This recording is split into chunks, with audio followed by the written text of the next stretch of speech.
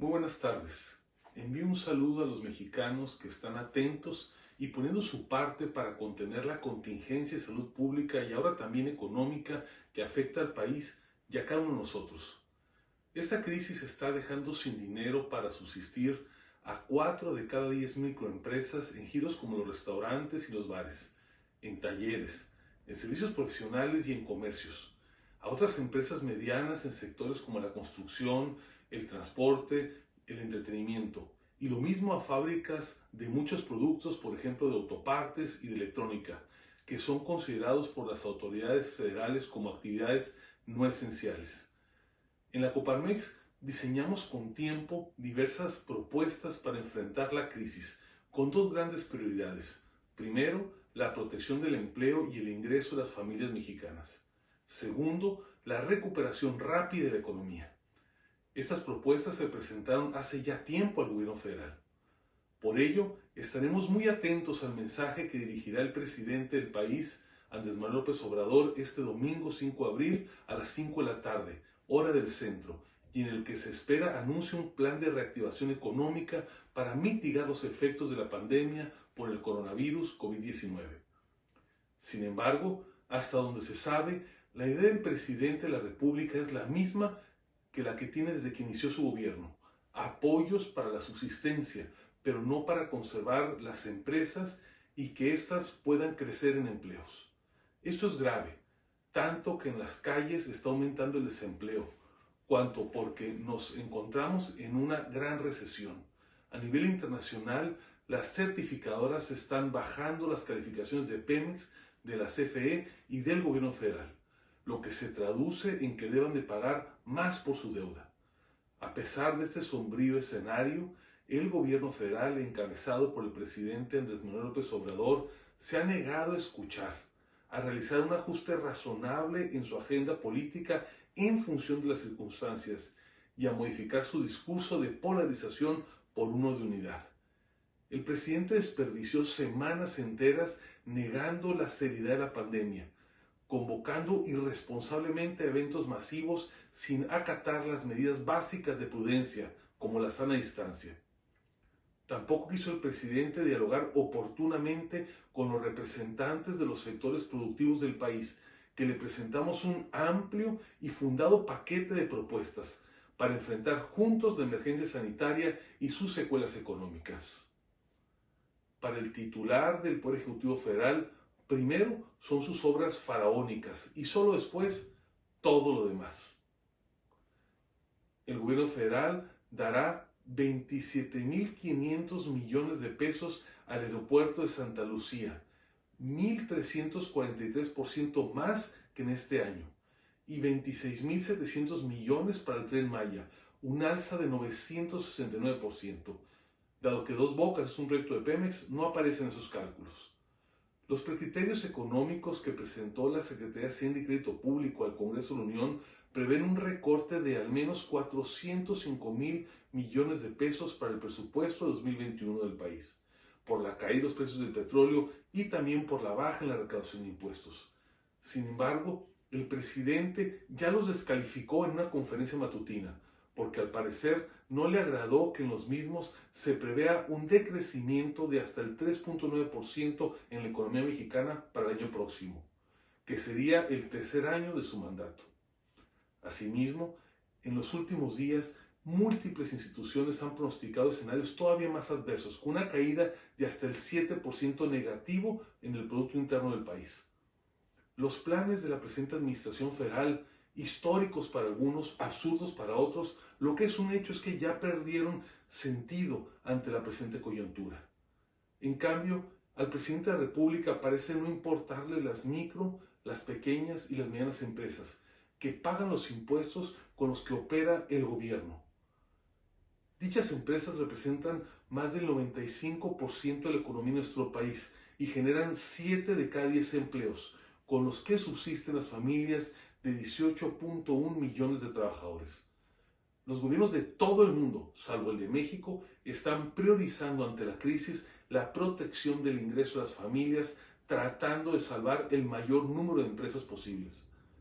Por ejemplo, mientras que el gobierno de los Estados Unidos de América destina 849 mil millones de dólares, equivalente al 10% del Producto Interno Bruto de esa nación, para salvar a las empresas, en México solo se vislumbra inyectar créditos por 63.700 millones de pesos vía la banca de desarrollo, pero que equivalen solo al 1.4% del gasto programable para el 2021 y al 0.2% del Producto Interno Bruto en ese mismo año. La Secretaría de Hacienda presentó un plan a la Cámara de Diputados dentro de los precriterios de política económica para 2021, donde plantea un programa de reactivación económica a los afectados por la epidemia. En dicho documento se consideran apoyos para la liquidez de las empresas del sector infraestructura, de primer y segundo piso, así como reestructura de créditos, recalendarización de pagos, aplicar nuevos plazos, suspensión de cobros, dar garantías bursátiles y nuevos créditos, entre otras medidas. No obstante que la crisis sanitaria y los efectos económicos de la misma serán verdaderamente negativos y profundos para el país, el documento no ofrece un margen suficiente para implementar la política contracíclica, agresiva, que el país necesita para paliar esas adversidades y proteger los millones de empleos que dan sustento a las familias mexicanas. Si bien Coparmex coincide en la importancia de mantener un presupuesto balanceado, las circunstancias demandan la disponibilidad y el uso de recursos públicos en forma inmediata. Dicho lo anterior, el análisis de la Secretaría de Hacienda y Crédito Público solo considera un 0.4% de déficit primario, cuando en realidad se necesitaría un déficit de entre 2% y 4% para impulsar el flujo de recursos de forma inmediata. No es momento para que el gobierno federal se aferre a fórmulas económicas ultraortodoxas. Hay que invertir y mantener los empleos y en infraestructura productiva, incluso si se tiene que contratar responsablemente algo de deuda. Es notorio que al titular del Poder Ejecutivo Federal le disgustan las ideas que no provengan del interior de su gobierno, que no le gusta escuchar voces divergentes. Ejemplo de ello es que hizo caso omiso del paquete de propuestas que el sector empresarial le entregó desde hace cerca de un mes para implementar una serie de medidas contundentes e inmediatas que fortalezcan la economía nacional con mayores condiciones de confianza y certidumbre, reactivando así la inversión e impulsando la actividad económica. Dichas medidas ayudarían a contener los graves efectos económicos de la pandemia que estamos enfrentando y también contribuirían a conservar con urgencia el empleo, así como a dotar de liquidez a personas y empresas para crear las condiciones de recuperación del crecimiento económico que tendrá que llegar después de la crisis. Dado que la reactivación tardará mucho más de 30 días, en la Coparmex propusimos un acuerdo solidario entre trabajadores, gobierno y patrones, para que las empresas que no puedan reiniciar actividades se establezca en ellas un salario solidario, que puede ser igual o menor al salario habitual de cada empleado, con una contribución para solventarlo de los tres actores involucrados, es decir, del empleador, de los trabajadores y del gobierno federal, todos aportando algo, con el fin primario de evitar despidos y cierres definitivos de empresas, ante la incapacidad real de estas para pagar la nómina de sus trabajadores. El gobierno puede y debe hacer mucho más para cuidar a las empresas del país. Acelerar la devolución del IVA realizándolo en no más de 20 días, otorgar un plazo ampliado para que realicen declaraciones anuales y los llamados pagos provisionales del ISR, así como para diferir las contribuciones de seguridad social como el IMSS e Infonavit, ajustándolos a la realidad económica. Por ejemplo, en el caso del ISR, no toman en cuenta el llamado coeficiente de utilidad 2019, que no será representativo para 2020, y en el caso de las cuotas del IMSS, revisar lo que se paga, por ejemplo, por riesgos de trabajo, si el trabajador no está en ese momento laborando.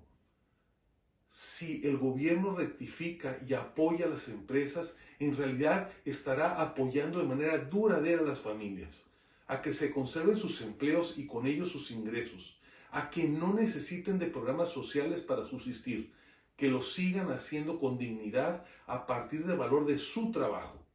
En la Coparmex Creemos que México requiere de la colaboración y la solidaridad hacia un líder con visión de Estado, que libre de ideologías y prejuicios brinde confianza, serenidad y firmeza a la ciudadanía y al sector productivo. Necesitamos un verdadero estadista que con racionalidad tome medidas precisas, sensatas y necesarias, en urgente apoyo de la salud y de la economía de todos los mexicanos.